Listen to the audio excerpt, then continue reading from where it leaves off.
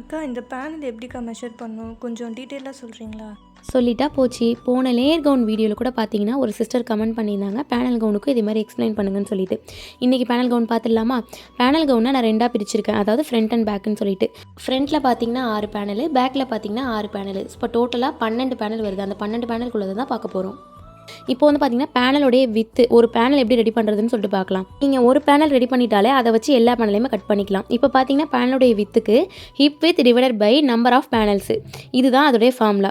Hip with நமக்கு என்ன 18 + 18 36. அதோட சீம் அலவன்ஸ் சேர்த்துக்கிட்டிங்கன்னா 39 இன்ச்சஸ் வரும். சீம் அலவன்ஸ் நான் 3 சேர்த்துருக்கேன், அப்போ 39 இன்ச்சஸ்.